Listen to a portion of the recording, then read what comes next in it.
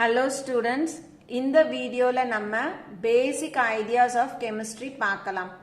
So next வீடியோல இருந்து உங்களுக்கு lessons வந்து start பண்ணிடுவோம். இது வந்து வெறும் basic ideas on chemistry மட்டும் பார்க்க போறோம். So chemistryனா என்னென்ன branches of chemistry நம்ம textbookல கொடுத்திருக்காங்க அதெல்லாம் தான் நம்ம பார்க்க போறோம்.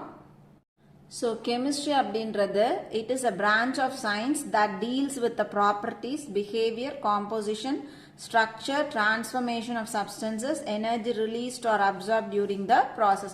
So chemistry அப்படின்றது இது வந்து ஒரு சயின்ஸினுடைய ஒரு பிரான்ச். இது எதை பத்தி நம்மளுக்கு சொல்லுது அப்படின்னா ஒரு சப்ஸ்டன்ஸ்னுடைய ப்ராப்பர்ட்டிஸ் என்ன, அது வந்து எப்படி பிஹேவ் பண்ணுது, அதுல என்னென்ன கான்ஸ்டியூவன்ட் பார்ட்டிகல்ஸ் இருக்கு, அதனுடைய ஸ்ட்ரக்சர் என்ன, அது எப்படி ஒரு ஃபார்ம் ஆஃப்ல இருந்து இன்னொரு ஃபார்ம் ஆஃப் சப்ஸ்டன்ஸுக்கு டிரான்ஸ்ஃபார்ம் ஆகுது, அந்த டைம்ல அந்த டிரான்ஸ்ஃபர்மேஷன் டைம்ல எனர்ஜி ரிலீஸ் ஆகுதா அல்லது எனர்ஜி அப்சார்ப் பண்ணுதா, இதை பத்தின ஸ்டடியை தான் நம்ம என்னன்னு சொல்றோம் கெமிஸ்ட்ரி அப்படின்னு சொல்றோம்.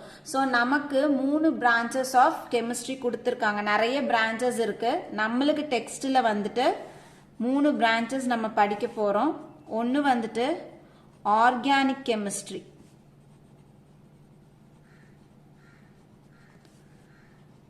அடுத்தது inorganic chemistry,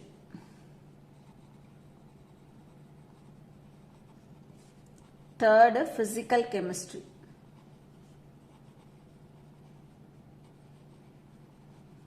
so organic chemistry அப்படின்றது science that deals with carbon compound. So organic அப்படின்னா கார்பன் சம்பந்தமான காம்பவுண்ட்ஸ்னுடைய ஸ்டடியை வந்து நம்ம படிக்கிறோம்னா அது வந்து ஆர்கானிக் கெமிஸ்ட்ரி. இன்ஆர்கானிக் காம்பவுண்ட்ஸ் அதாவது கார்பன் அல்லாத மற்றது sulphuric acid, sodium chloride, sodium hydroxide, இந்த மாதிரி இன்ஆர்கானிக் காம்பவுண்ட்ஸ்னுடைய ஸ்டடி, அதனுடைய ப்ராசஸஸ் ப்ராப்பர்ட்டிஸ் பத்தி படிக்கிறோம் அப்படின்னா அது வந்து இன்ஆர்கானிக் கெமிஸ்ட்ரி. பிசிக்கல் கெமிஸ்ட்ரி அப்படின்றது பிசிக்கல் ப்ராப்பர்ட்டிஸ், டெக்னிக்ஸ், இதெல்லாம் படிக்கிறது வந்து பிசிக்கல் கெமிஸ்ட்ரி. ஸோ நம்மளுக்கு வந்து 3 பிரான்ச் ஆஃப் கெமிஸ்ட்ரியும் டெக்ஸ்ட்ல கொடுத்துருக்காங்க. இப்போ அடுத்தது நம்ம என்ன படிக்கணும் அப்படின்னா நம்மளுக்கு வந்து மேட்டர்னா என்னன்னு தெரியணும், அதனுடைய கிளாசிபிகேஷன் தெரியணும், அது வந்து எதால மேடப் ஆயிருக்கு, இதெல்லாம் வந்து நம்மளுக்கு தெரியணும். ஸோ மேட்டர் அப்படின்றது anything that has a mass and occupies space is called matter. So எதுக்கெல்லாம் குறிப்பிட்ட மாஸ் இருக்குதோ, anything that has mass and occupies space, ஒரு குறிப்பிட்ட ஸ்பேஸ் ஆக்குபை பண்ணுதோ அது எல்லாத்தையும் நம்ம என்னன்னு சொல்லலாம் மேட்டர் அப்படின்னு சொல்லலாம். ஸோ இந்த மேட்டர் எதால செய்யப்பட்டது அப்படின்னு பார்த்தோம்னா they are all made up of atoms. So இந்த மேட்டர்னுடைய பில்டிங் பிளாக்ஸ் அப்படின்னா நம்ம என்ன சொல்லலாம் ஆட்டம்ஸ் அப்படின்னு சொல்லலாம். ஸோ நிறைய ஆட்டம்ஸ் தான் சேர்த்து நம்ம என்னன்னு சொல்றோம் மேட்டர் அப்படின்னு சொல்றோம். அடுத்தது இந்த மேட்டர்னுடைய கிளாசிபிகேஷன் நம்மளுக்கு தெரியணும். ஸோ ஜென்ரலா matters are classified into 2 types. One is physical composition and the other one is chemical composition. So physical அப்படின்றது பார்க்கும் பொழுது பார்த்த உடனே இதுதான் அப்படின்னு நம்ம பிரிச்சு சொல்றோம்னா அது physical composition. அது உள்ள இருக்கக்கூடிய அந்த மேட்டர் உள்ள இருக்கக்கூடிய சப்ஸ்டன்சஸை பத்தி நம்ம பேசுறோம் அப்படின்னா அது வந்து கெமிக்கல் காம்போசிஷன். ஸோ பிசிக்கல் காம்போசிஷனை நம்ம ஃபர்தரா 3 கிளாசிஃபை பண்ணலாம். ஸோ இந்த கிளாசிஃபிகேஷன் எல்லாருக்கும் தெரியும், சாலிட், லிக்விட், கேஸ். ஸோ சாலிடுக்கு நம்ம என்ன எக்ஸாம்பிள் எழுதலாம், ஐஸ் எழுதலாம். லிக்விடுக்கு எக்ஸாம்பிள் வாட்டர், கேஸுக்கு எக்ஸாம்பிள் வாட்டர் வேப்பர். ஸோ பார்க்கும் பொழுதே நம்மளால என்ன பண்ண முடியும், இது சாலிட், ஐஸ் பார்த்தோம்னா இது சாலிட் ஸ்டேட்ல இருக்கு, வாட்டர் பார்த்தோம்னா இது லிக்விட் ஸ்டேட்ல இருக்கு, நீர் ஆவி பார்த்தோம்னா இது கேஷியஸ் ஸ்டேட்ல இருக்குன்னு பார்த்ததுமே நம்ம டிஃபரன்ஷியேட் பண்றோம் அப்படின்னா அது வந்து பிசிக்கல் காம்போசிஷன் சொல்றோம். ஸோ கெமிக்கல் காம்போசிஷன் அப்படின்றத நம்ம ஃபர்தரா 2 பிரிக்கலாம். ஒன்னு மிக்ஸ்சர், இன்னொன்று வந்துட்டு பியூர் சப்ஸ்டன்ஸ். ஸோ மிக்ஸ்சர்னா தமிழில் சொல்லணும்னா கலவைன்னு சொல்லலாம். ஸோ நம்மளுக்கு தெரிஞ்ச எக்ஸாம்பிள், நம்ம சாப்பிட்ற மிக்ஸ்சர் பார்க்குறோம். ஸோ அதில் நிறைய சப்ஸ்டன்சஸ் வந்து என்ன பண்ணியிருக்கோம், ஒன்னோட ஒன்று சேர்த்து ஒரே சப்ஸ்டன்ஸாக நம்ம எடுக்கிறோம். அதை வந்து நம்ம என்னன்னு சொல்கிறோம், மிக்ஸ்சர்னு சொல்கிறோம். அதே மாதிரியே கெமிஸ்ட்ரியில் சப்ஸ்டன்சஸை நம்ம மிக்ஸ்சர்னு சொல்லலாம். ஸோ அந்த மிக்ஸ்சரை நம்ம ரெண்டாக பிரிக்கிறோம். ஒன்று ஹோமோஜீனஸ் மிக்ஸ்சர், இன்னொன்று ஹெட்டிரோஜீனஸ் மிக்ஸ்சர். ஸோ ஹோமோ அப்படின்னா சேம் அப்படின்னு மீனிங், ஹெட்ரோ அப்படின்னா டிஃப்ரெண்ட் மீனிங். ஸோ இந்த இடத்துல ஹோமோஜீனஸ் மிக்ஸ்சர்னா என்னது, அதாவது அந்த மிக்ஸ்சருக்குள்ள இருக்கக்கூடிய அந்த பார்ட்டிகல் சப்ஸ்டன்சஸ் வந்து எப்படி இருக்கும், ஒரே மாதிரி இருந்துச்சுன்னா அதை வந்து நம்ம ஹோமோஜீனஸ்ன்னு சொல்றோம். இப்போ எக்ஸாம்பிளுக்கு சால்ட் அண்ட் வாட்டர் நம்ம எடுத்துக்கிறோம். சால்ட் எடுத்துட்டு வாட்டர்ல கொண்டு போயிட்டு நம்ம போட்டோம் அப்படின்னா அந்த சால்ட் அந்த தண்ணியில என்ன ஆயிடுது, கம்ப்ளீட்டா டிசால்வ் ஆயிடுது. ஸோ அந்த சொல்யூஷனை நம்ம ஒரு கிளாஸ் டம்ளர்ல ஊற்றி பார்த்தோம் அப்படின்னா நம்மளால அந்த வாட்டரையும் சால்ட்டையும் டிஃப்ரென்ஷியேட் பண்ண முடியாது. ஒரே யூனிஃபார்மா அந்த சொல்யூஷன் இருக்கும். அந்த மாதிரி இருக்கக்கூடிய மிக்ஸ்சர்ஸை நம்ம என்னன்னு சொல்லலாம், ஹோமோஜீனஸ் மிக்ஸ்சர்ஸ் அப்படின்னு சொல்லலாம். அதாவது the various constituents present in the mixtures cannot be distinguished or differentiated னு அர்த்தம். ஹெட்ரோஜீனஸ் அப்படின்றது எக்ஸாம்பிளுக்கு ஆயிலும் வாட்டரும் எடுத்துக்கலாம். ஸோ ஆயிலையும் வாட்டரையும் நம்ம ஒன்னா மிக்ஸ் பண்ணோம்னா ஒரு கிளாஸ்ல ஊற்றி வைக்கும் பொழுது கீழே வாட்டரும் மேலே அது மேலே ஆயிலும் என்ன ஆயிட்டு இருக்கும், ஃப்ளோட் ஆயிட்டு இருக்கும். ஸோ பார்க்கும் பொழுதே நம்மளுக்கு தெரியும் இதுல இந்த ரெண்டு காம்பனன்ட்ஸ் இருக்கு, ஆயிலும் வாட்டரும் இருக்கு அப்படின்னு. ஸோ எந்த மிக்ஸ்சர்ஸ் எல்லாம் அது உள்ள இருக்கக்கூடிய கான்ஸ்டிடியூவன்ட் சப்ஸ்டன்சஸ் அல்லது பார்ட்டிகல்ஸை டிஃபரன்ஷியேட் பண்ண முடியுமோ அது எல்லாத்தையும் ஹெட்ரோஜீனஸ் மிக்ஸ்சர் அப்படின்னு சொல்றோம். So mixtures are classified into two major type. One is homogeneous mixture and the other one is heterogeneous mixture. இப்போ நம்ம pure substance னுடைய classification பார்க்கலாம். So pure substance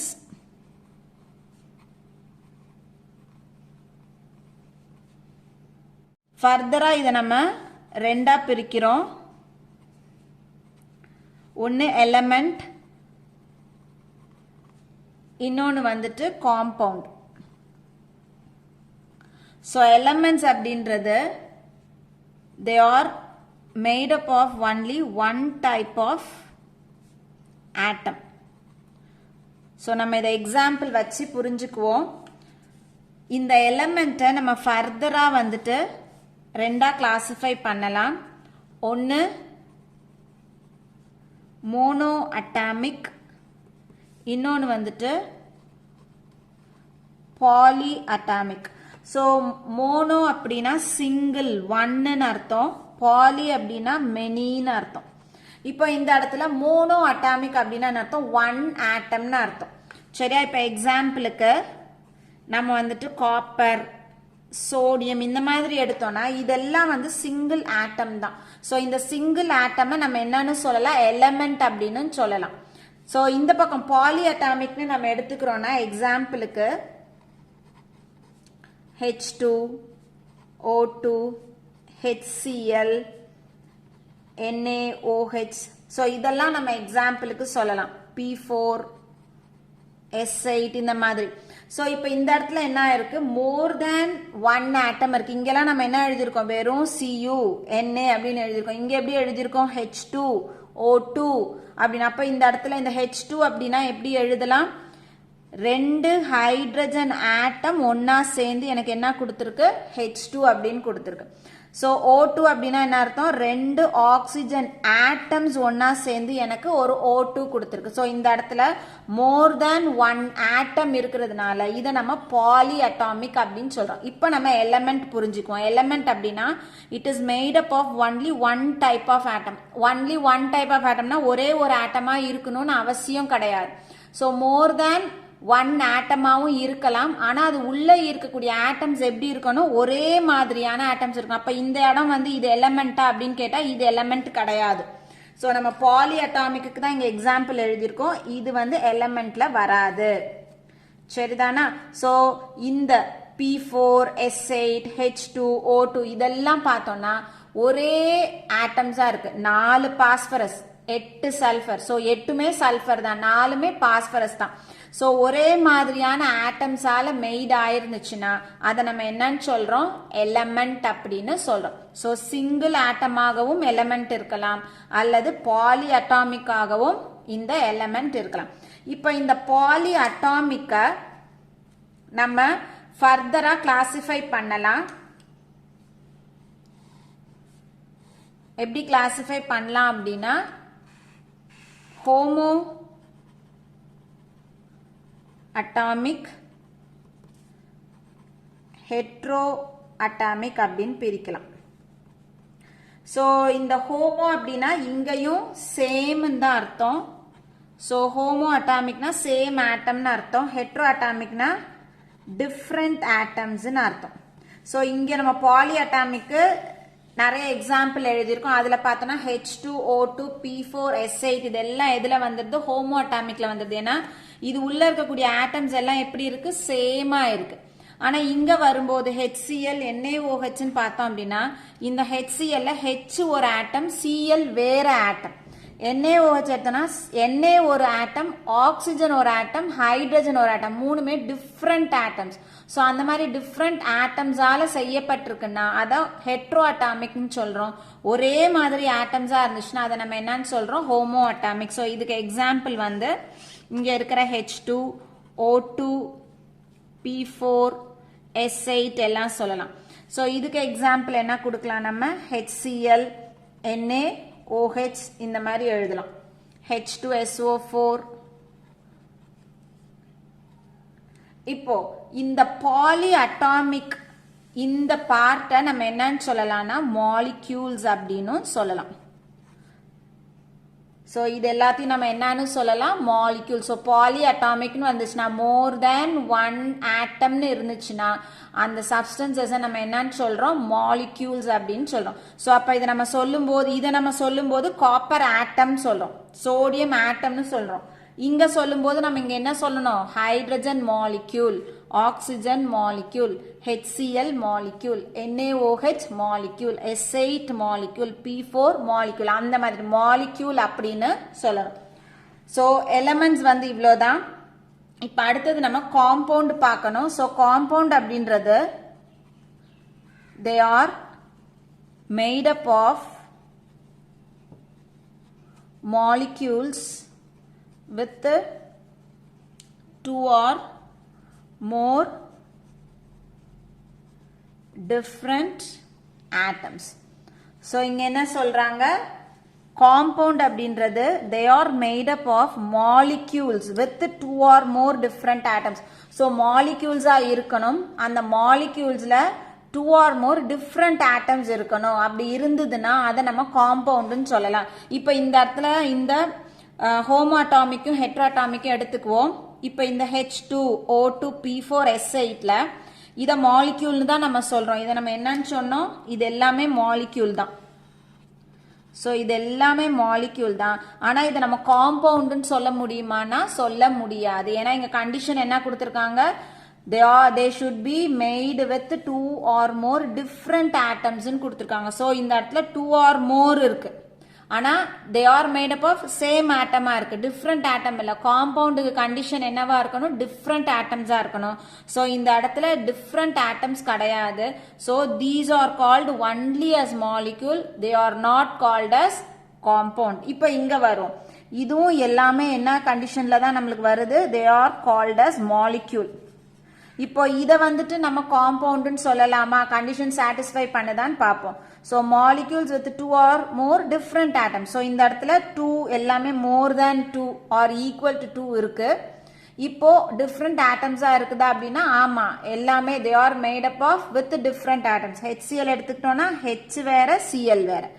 NaOH எடுத்துக்கிட்டோம்னா Na வேற, O வேற, H வேற. So ஒன்னு they are made up of different types of atoms. அதனால these molecules are called as compounds. So இது எல்லாருக்கும் புரிஞ்சிருக்கும்னு நினைக்கிறேன். மாலிக்யூல்ல எந்த மாதிரியான மாலிக்யூல்ஸும் நம்ம காம்பவுண்டுன்னு சொல்லலாம் அப்படின்னா எந்த மாலிக்யூல்ல 2 or more different atoms இருக்கோ அது எல்லாத்தையும் நம்ம காம்பவுண்ட் அப்படின்னு சொல்லலாம். ஸோ இது அப்படியே இங்க எக்ஸாம்பிளுக்கு எழுதலாம். இல்லைனாலும் வேற எக்ஸாம்பிள்னா NaCl.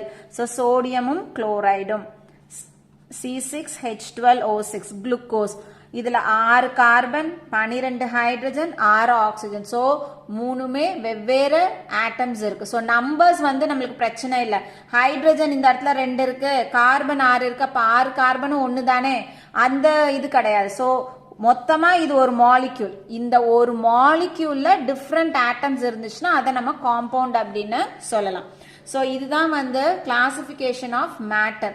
ஸோ மேட்டர்ஸ்னுடைய கிளாசிஃபிகேஷன் கண்டிப்பா எல்லாருக்கும் புரிஞ்சிருக்கணும். அதுவும் இல்லாம இந்த எலமெண்ட், காம்பவுண்ட், மாலிக்யூல் கண்டிப்பா புரிஞ்சிருக்கணும். ஸோ இதுக்கு முன்னாடி பார்த்த கிளாசிஃபிகேஷன் ஆஃப் மேட்டர்ல நம்ம நிறைய இடத்துல இந்த ஆட்டம் அப்படின்ற டேர்மை யூஸ் பண்ணியிருப்போம். மோனோ அட்டாமிக், பாலி அட்டாமிக், அந்த மாதிரி. ஸோ ஆட்டம்னா என்னன்றதை நம்ம பார்த்துடுவோம். ஸோ ஆட்டம் அப்படின்றது தான் building blocks of matter. So matter அப்படின்றது it is made up of atom. இந்த ஆட்டம்ன்றது வெரி டைனி பார்ட்டிகல். இந்த ஆட்டமை ஜென்ரலா நம்ம ரெண்டா பிரிக்கலாம். ஒன்னு நியூக்ளியஸ், இன்னொன்னு orbitals.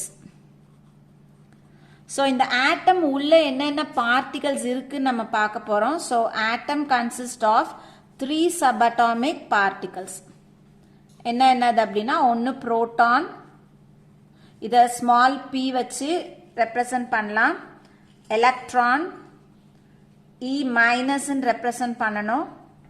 Neutron, small n. So ஆட்டம்ஸ்ல 3 சப்அட்டாமிக் பார்ட்டிகல்ஸ் இருக்கு, proton, electron and neutron. Atom consist of 2 parts. ஆட்டமை நம்ம ரெண்டா பிரிக்கலாம். ஒன்னு நியூக்ளியஸ், இன்னொன்னு ஆர்பிட்டல்ஸ். ஸோ ஒரு ஸ்கெலிட்டல் ரெப்ரசன்டேஷன், ஒரு டயக்ராமா நம்ம போட்டோம் அப்படின்னா, ஆட்டம் எப்பவும் சென்டர்ல ஒரு சின்ன ரவுண்ட் போடுவோம். அதை சுத்தி வந்துட்டு இந்த மாதிரி சர்க்கிள் போடுவோம். ஸோ இதுல இந்த சென்டர் பார்ட்டை we call it as nucleus. இந்த சர்க்கிள்ல நம்ம ஆர்பிட்டல்ஸ் அப்படின்னு சொல்றோம். சோ இப்போ இந்த ஆட்டம்ல இந்த சப்அட்டாமிக் பார்ட்டிகல்ஸ் எங்கெங்க இருக்குது அப்படின்னா, நியூக்ளியஸ்ல வந்துட்டு புரோட்டானும் நியூட்ரானும் இருக்கும். ஆர்பிட்டல்ஸ்ல எலக்ட்ரான்ஸ் இருக்க போகுது. So the electrons revolve around the nucleus in a circular path called orbits. So electrons வந்து அந்த சர்க்குலர் பாத், ஆர்பிட் எப்படி இருக்குன்னா சர்க்குலர் ஃபார்ம்ல இருக்கும். அந்த சர்க்குலர் பாத்ல என்ன பண்ணிட்டு வருது, நியூக்ளியஸை சுத்தி சுத்தி வருது. இப்போ இந்த ஆட்டமுக்கு வெயிட் எப்படி நம்ம எடுக்கிறது அப்படின்னு பார்த்தோம்னா, இதுல இந்த எலக்ட்ரானுக்கு அவ்வளோ வெயிட் கிடையாது. அதனுடைய மாஸ் வந்து ரொம்ப ரொம்ப குறைவு. அதனால இந்த ஆட்டமுக்கு வெயிட் அப்படின்னு பார்த்தோம்னா, இந்த புரோட்டானும் நியூட்ரானையும் சேர்த்து நம்மளுக்கு என்ன மாஸ் கிடைக்குதோ அதுதான். ஸோ ஜென்ரலா 2 நம்பர்ஸ் நம்மளுக்கு கொடுப்பாங்க. ஒரு ஆட்டமை நம்ம ரெப்ரசன்ட் பண்றோம் அப்படின்னா, எக்ஸ் அப்படின்றது எலமெண்ட், இதுல இந்த பக்கம் ஒரு நம்பரும் இந்த பக்கம் ஒரு நம்பரும் எழுதுவாங்க. ஸோ மேலே எழுதுறது எப்போதுமே மாஸ் நம்பர், கீழே எழுதுறது எப்போதுமே அட்டாமிக் நம்பர். ஸோ ஒரு எலமெண்ட்ல மாஸ் நம்பர் எப்படி நம்ம எழுதுறது, அட்டாமிக் நம்பர் எப்படி எழுதுறது நம்ம பார்க்க போறோம். ஸோ மாஸ் நம்பர் அப்படின்றது it is the sum of number of proton and number of neutrons. So ஒரு ஆட்டம்ல எத்தனை புரோட்டான்ஸ் இருக்கோ அது கூட நம்பர் ஆஃப் நியூட்ரான்ஸ் நம்ம கவுண்ட் பண்ணோம்னா வரக்கூடிய வேல்யூவை நம்ம மாஸ் நம்பர் அப்படின்னு சொல்றோம். அட்டாமிக் நம்பர் அப்படின்றது it is equal to number of protons. So ஒரு ஆட்டம்ல எவ்வளோ புரோட்டான்ஸ் இருக்குதோ அதை நம்ம என்னன்னு சொல்றோம், அட்டாமிக் நம்பர் அப்படின்னு சொல்றோம். இப்போ எக்ஸாம்பிளுக்கு நம்ம வந்து சோடியம் எடுத்துக்கிறோம். சோடியம்ல 11, 23 நான் எழுதுறேன். இப்போ இதுல இந்த 23 அப்படின்றது எதை ரெப்ரசன்ட் பண்ணுது, மாஸ் நம்பரை ரெப்ரசன்ட் பண்ணுது. 11 அப்படின்றது அட்டாமிக் நம்பரை ரெப்ரசன்ட் பண்ணுது. ஸோ அப்போ இந்த ஆட்டம்ல எவ்வளோ புரோட்டான், எவ்வளோ எலக்ட்ரான், எவ்வளோ நியூட்ரான்ஸ் இருக்கு அப்படின்னு எப்படி கால்குலேட் பண்றதுன்னா, இங்க எத்தனை அட்டாமிக் நம்பர் போட்டிருக்கோமோ அதுதான் நம்பர் ஆஃப் புரோட்டான்ஸ். ஸோ இப்போ இந்த இடத்துல சோடியமுக்கு புரோட்டான் இஸ் ஈக்குவல் டு எவ்வளோ எழுத போறோம், 11 எழுத போறோம். ஸோ ஒரு நியூட்ரல் ஆட்டம்ல எவ்வளோ ப்ரோட்டான்ஸ் இருக்கோ அதே நம்பர் ஆஃப் எலக்ட்ரான்ஸ் இருக்கும். ஸோ ப்ரோட்டான் 11னா எலக்ட்ரான் எவ்வளோ இருக்க போது 11 இருக்க போகுது. அப்போ நியூட்ரானை நம்ம எப்படி கண்டுபிடிக்கிறது? நம்மளுக்கு கொடுத்துருக்க மாஸ் நம்பர்ல இருந்து நம்ம நியூட்ரானை கால்குலேட் பண்ணலாம். ஸோ மாஸ் நம்பர் எப்படி வரும்? P plus N is equal to mass number. So proton plus neutron is equal to mass number. So இங்க நம்மளுக்கு mass number எவ்வளோ கொடுத்துருக்காங்க? 23ன்னு நம்மளுக்கு தெரியும். புரோட்டானோட வேல்யூ தெரியும் 11ன்னு, n தெரியாது, அதனால plus n. Therefore n is equal to 23 minus 11. Therefore n is equal to எவ்வளோ வரும்? 12ன்னு வரும். ஸோ இப்போ இந்த சோடியம்ல இருக்கக்கூடிய நியூட்ரானோட கவுண்ட் எத்தனை? 12. ஸோ ஒரு எலமெண்ட் அப்படின்னா இப்படி தான் வந்து அதில் இருக்கக்கூடிய மாஸ் நம்பர்ல இருந்து நியூட்ரானோட வேல்யூ கால்குலேட் பண்ணும். ஸோ ஒரு நியூட்ரல் ஆட்டம்னு எடுத்துக்கிட்டோம்னா, ஸோ நியூட்ரல் ஆட்டம் அப்படின்னா number of protons is equal to number of electrons. எந்த ஆட்டம் நம்ம எடுத்துக்கிட்டாலும் சரி, அதுல புரோட்டானோட கவுண்ட்டும் எலக்ட்ரானோட கவுண்ட்டும் எப்படி இருக்கும்? சேமா தான் இருக்கும். நியூட்ரான் வந்து சேமா இருக்கணும்னு அவசியம் இல்லை, அதிகமா இருக்கலாம் அல்லது ஈக்குவலாகவும் இருக்கலாம். இப்போ இந்த இடத்துல நம்மளுக்கு நியூட்ரல் ஆட்டம்ல இருந்து நம்ம அயானிக் ஃபார்முக்கு மாத்த போறோம். ஸோ இது வந்து நம்மளுக்கு கண்டிப்பா தெரியணும். ஒரு ஆட்டம்ல இருந்து எலக்ட்ரானை நம்ம வெளியில எடுக்கும் போது நம்மளுக்கு என்னவா வருது, ஒரு எலக்ட்ரானை உள்ள ஆட் பண்ணும் போது அந்த ஆட்டம் என்னவா மாறுதுன்றது நம்மளுக்கு தெரியும். இப்ப எக்ஸாம்பிள் பார்ப்போம். எக்ஸாம்பிளுக்கு இதே சோடியம் எடுத்துக்கிறேன் நான். ஸோ 2311. இப்போ இது வந்து proton is equal to 11, electron is equal to 11. நம்ம நியூட்ரானுக்கு போக வேண்டாம், சரியா? ஸோ புரோட்டான் எலக்ட்ரான் மட்டும் பார்ப்போம். இப்போ நான் இதுல இருந்து என்ன பண்ண போறேன்? ஒரு எலக்ட்ரானை வெளியில எடுக்க போறேன். ஸோ இங்க என்ன நடக்க போகுது? லாஸ் ஆஃப் எலக்ட்ரான் நடக்க போகுது. ஸோ லாஸ் ஆஃப் எலக்ட்ரான் என்ன அர்த்தம்? இதுல இருந்து நான் என்ன பண்ண போறேன்? ஒரு எலக்ட்ரானை குறைக்க போறேன். அப்போ இப்போ இந்த நியூட்ரல் ஆட்டம் என்னவா மாறும்? புரோட்டான் எவ்வளோ இருக்க போகுது? அதே 11 இருக்க போகுது. எலக்ட்ரான் இப்போ எவ்வளோ வரப்போகுது? ஒன்று மைனஸ் பண்ணிடுறோம், அதனால 10ன்னு வரும். இப்போ ஒரு எலக்ட்ரான் குறைஞ்சதுனால எது அதிகமா இருக்கு? புரோட்டான் அதிகமாயிடுச்சு. அதனால இந்த இடத்துல நான் என்னன்னு எழுதுறதுக்கு பதிலாக நான் என்ன எழுதணும்? என்ன சார்ஜ் அதிகமா இருக்கு? பிளஸ் சார்ஜ் அதிகமா இருக்கு. அதாவது புரோட்டான் அதிகமா இருந்துச்சுன்னா பிளஸ் அதிகமா இருக்குன்னு அர்த்தம். அதனால பிளஸ்ன்னு போடுறேன். ஸோ எத்தனை பிளஸ் அதிகமா இருக்கு? ஒரே ஒரு பிளஸ். 10, இது 11. ஒரே ஒரு பிளஸ் அதிகம், அதனால பிளஸ்ன்னு போடுறேன். நம்ம இன்னொரு எக்ஸாம்பிள் எடுத்துக்குவோம். மெக்னீஷியம் எடுத்துக்குவோம். மெக்னீஷியம் 12. ஸோ இப்போ இதுல இருக்கக்கூடிய புரோட்டான் எத்தனை? புரோட்டான் வந்துட்டு 12. அப்ப எலக்ட்ரான் எவ்வளோ இருக்கும்? 12 இருக்கும். இப்போ இதுலயும் நான் என்ன பண்ண போறேன்? ஒரு எலக்ட்ரானை வெளியில எடுக்க போறேன். ஒரு எலக்ட்ரானை நம்ம வெளியில எடுக்கிறோம். எடுத்தோம்னா இது எனக்கு என்னவா மாறும்? mg பிளஸ் மாறும். ஏன்னா புரோட்டான் அதே 12 இருக்க போது, எலக்ட்ரான் இப்ப எவ்வளவு வந்துடும்? 11. ஸோ எத்தனை எலக்ட்ரான் வந்துட்டு குறைஞ்சிருக்கு? ஒரு எலக்ட்ரான் குறைஞ்சிருக்கு. அப்போ ஒரு புரோட்டான் அதிகமா இருக்கு, அதனால mg பிளஸ். இப்ப நான் மறுபடியும் என்ன பண்ண போறேன்? இதுல இருந்து இன்னொரு ஒரு எலக்ட்ரானை வெளியில எடுக்க போறேன். ஸோ இப்போ புரோட்டான் எத்தனை இருக்கும்? அதே 12 இருக்கும். எலக்ட்ரான் இப்ப எத்தனை வந்துருது? 10 வந்துருது. அப்ப mg இப்ப என்னவா மாறும்? எத்தனை பிளஸ் அதிகமா இருக்கு? 2 பிளஸ் அதிகமா இருக்கு. அதனால நான் இங்க என்ன சார்ஜ் போடணும்? +2ன்னு போடணும். ஸோ லாஸ் ஆஃப் எலக்ட்ரான் நடந்ததுன்னா அந்த இடத்துல என்ன அயான் நம்மளுக்கு ஃபார்ம் ஆகுது அப்படின்னு பார்த்தோம்னா ஒரு பாசிட்டிவ் அயான் ஃபார்ம் ஆகும், சரியா? இந்த பாசிட்டிவ் அயானுக்கு பேரு கேட்டயான் அப்படின்னு பேர். அடுத்தது இப்போ நான் ஒரு எலக்ட்ரான் ஆட் பண்ண போறேன். ஸோ கெயின் ஆஃப் எலக்ட்ரான்ஸ் பண்ண போறேன். நம்ம எக்ஸாம்பிளுக்கு ஃப்ளூரின் எடுத்துக்குவோம். ஃப்ளூரின் 9. ஸோ புரோட்டான் எத்தனை இருக்கு? 9. எலக்ட்ரான் எத்தனை இருக்கு? 9.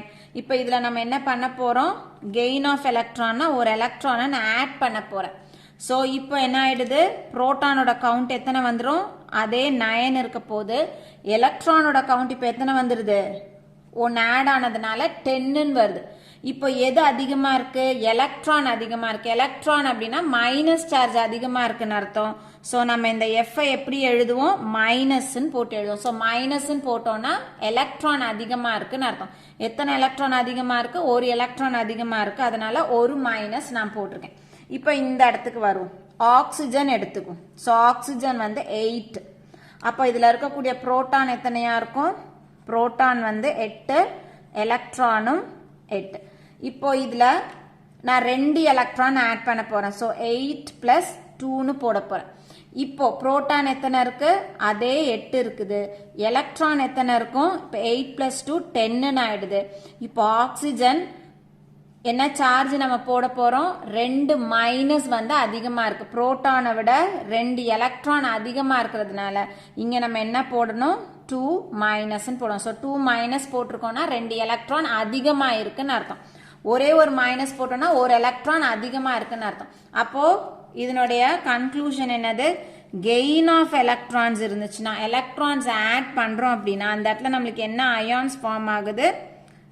நெகட்டிவ் அயான் ஃபார்ம் ஆகுது. ஸோ நெகட்டிவ் அயான் அப்படின்னா அதுக்கு பேரு ஆனயான். ஸோ இது எல்லாருக்கும் புரிஞ்சிருக்கும்னு நினைக்கிறேன். ஒரு நியூட்ரல் ஆட்டமா இருந்ததுன்னா அதை நம்ம வெறுசா எப்படி எழுதுவோம்? Na, F, Mg, O இப்படிதான் எழுதுவோம் நியூட்ரல் ஆட்டம். ஏன்னா நியூட்ரல் ஆட்டத்துல புரோட்டானோட கவுண்ட்டும் எலக்ட்ரானோட கவுண்ட்டும் எப்படி இருக்கு? ஈக்குவலா இருக்கு. இப்ப அதுல நம்ம ஒரு எலக்ட்ரானை ஆட் பண்ணுறோம் அப்படின்னா அந்த இடத்துல நம்மளுக்கு மைனஸ் சார்ஜ் வரும். நம்ம எலக்ட்ரானை உள்ள இருந்து வெளியில எடுக்கிறோம் அப்படின்னா அந்த இடத்துல நம்மளுக்கு பிளஸ் சார்ஜ் வரும். ஸோ அடுத்து நம்மளுக்கு தெரிஞ்சுக்க வேண்டியது ஐசோடோப்னா என்னன்னு தெரியணும். ஸோ ஐசோடோப் அப்படின்னா elements with same atomic number and different mass number.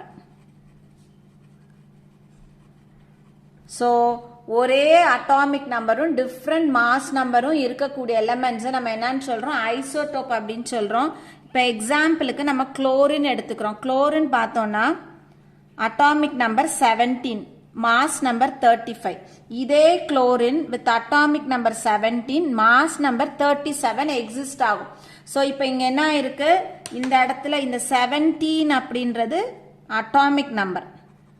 இந்த 37ம் 35ஐயும் நம்ம என்னன்னு சொல்றோம்? மாஸ் நம்பர்னு சொல்றோம். ஸோ இந்த குளோரின்லையும் இந்த குளோரின்லையும் அட்டாமிக் நம்பர் சேமா இருக்கு. ஆனா மாஸ் நம்பர் எப்படி இருக்கு? டிஃப்ரெண்டா இருக்கு. மாஸ் நம்பர் டிஃப்ரெண்டா இருக்குன்னா அதுல என்ன டிஃப்ரெண்டா இருக்கும்? அதுல இருக்கக்கூடிய நம்பர் ஆஃப் நியூட்ரான்ஸ் வேரி ஆகும். ஸோ எப்படின்னு ஒரே ஒரு தடவை இந்த எக்ஸாம்பிள்ல பார்த்துருவோம். இப்போ இந்த 17Cl35க்கு புரோட்டான் எவ்வளோ இருக்கும்? 17. ஸோ புரோட்டான் 17னா எலக்ட்ரான் எவ்வளோ இருக்க போகுது? 17 இருக்க போகுது. அப்போ நியூட்ரானோட கவுண்ட் இஸ் ஈக்குவல் டு எவ்வளோ எழுதுவோம்? So mass number is equal to proton plus neutron. So mass number நம்மளுக்கு தெரியும் 35ன்னு, புரோட்டான் தெரியும் 17 plus n. Therefore n is equal to 35. இந்த 17 இந்த பக்கம் வந்துச்சுன்னா மைனஸ் 17 ஆகும். Therefore n is equal to எவ்வளோ? 18. ஸோ இந்த இடத்துல நியூட்ரான் எவ்வளோ இருக்கு? 18 இருக்கு. இப்போ இதுக்கு பார்ப்போம். Proton is equal to 17. Therefore, electron is also equal to 17. Therefore, mass number is equal to proton plus neutron. நம்மளுக்கு mass number value கொடுத்திருக்காங்க 37 is equal to proton வந்து 17 plus n. Therefore, n is equal to 37. 17 இந்த பக்கம் போச்சுன்னா 17 minus 17 ஆகும். Therefore, n is equal to எவ்வளோ வரும்? 20 வரும். ஸோ இந்த குளோரின்ல நியூட்ரானோட கவுண்ட் 18, இந்த குளோரின்ல நியூட்ரானோட கவுண்ட் 20. ஸோ அட்டாமிக் நம்பர் சேமா இருந்து மாஸ் நம்பர் வேரி ஆகுதுன்னா அதை நம்ம ஐசோடோப்ஸ் அப்படின்னு சொல்றோம். ஸோ மாஸ் நம்பர் வேரியேஷன் அப்படின்னா it varies in the number of neutrons அர்த்தம். ஸோ இப்போ இந்த இன்ட்ரோடக்ஷன் வீடியோல நம்மளுக்கு பேசிக் கான்செப்ட்ஸ் ஆஃப் கெமிஸ்ட்ரி படிச்சிருக்கோம். ஸோ இந்த ஆட்டம்ஸ் உள்ள இருக்கக்கூடிய சப்அட்டாமிக் பார்ட்டிகல்ஸ், ஒரு கேட்டயான் எப்போ ஃபார்ம் ஆகும், ஒரு ஆனியான் எப்போ ஃபார்ம் ஆகும், ஒரு எலமெண்ட் நம்ம எப்படி ரெப்ரசன்ட் பண்ணுவோம், மாஸ் நம்பர்னா என்ன, அட்டாமிக் நம்பர்னா என்ன, ஐசோடோப்ஸ்னா என்னன்றது எல்லாருக்கும் புரிஞ்சிருக்கும்னு நினைக்கிறேன். ஸோ அடுத்த வீடியோல இருந்து நம்ம லெசன் 1 ஸ்டார்ட் பண்ணிடலாம். தேங்க்யூ.